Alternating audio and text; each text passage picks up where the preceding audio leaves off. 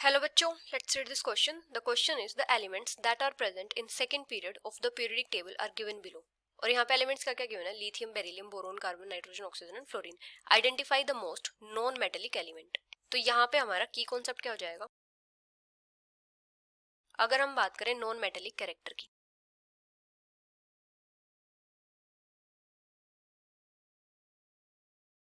तो non metals की tendency होती है इलेक्ट्रॉन्स को गेन करने की. Have tendency to gain electrons. तो जो नॉन मेटेलिक कैरेक्टर होता है ये क्या होता है? किसी भी एलिमेंट की इलेक्ट्रॉन्स को गेन करने की capacity. Depend on the capacity of an element to gain electron. तो जो नॉन मेटेलिक कैरेक्टर होता है ये किसके ऊपर डिपेंड करता है? एक तो डिपेंड करता है एटॉमिक साइज पे और एक डिपेंड करता है न्यूक्लियर चार्ज पे. तो किसी भी एलिमेंट का जितना कम एटॉमिक साइज होगा वहां पे क्या होगा? उतना ही ज्यादा न्यूक्लियर चार्ज होगा और वो एलिमेंट उतना ही इजीली इलेक्ट्रॉन्स गेन कर पाएगा. तो अभी अगर हम बात करें पीरियड की, तो किसी भी पीरियड में जब हम लेफ्ट से राइट जाते हैं, from left to right in a period,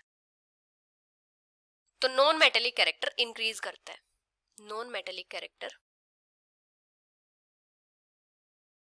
increases.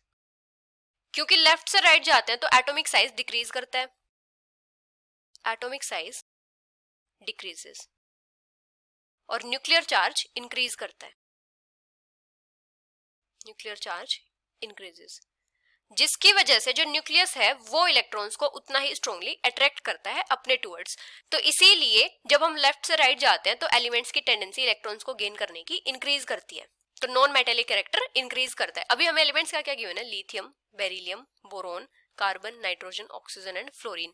तो जब हम लेफ्ट से राइट जाएंगे तो एटॉमिक साइज डिक्रीज करेगा, तो जो नॉन मेटेलिक कैरेक्टर होगा वो इंक्रीज करेगा. Non metallic character increases. तो इसके अकॉर्डिंग सबसे ज्यादा नॉन मेटेलिक क्या होगा? फ्लोरीन होगा. Most non metallic element.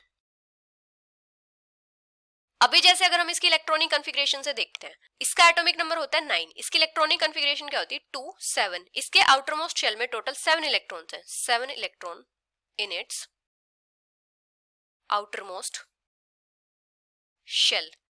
और इसका साइज भी स्मॉल है और इसको एक इलेक्ट्रॉन की रिक्वायरमेंट है अपना ऑक्टेट कंप्लीट करने के लिए. Requirement of 1 electron to complete its octet.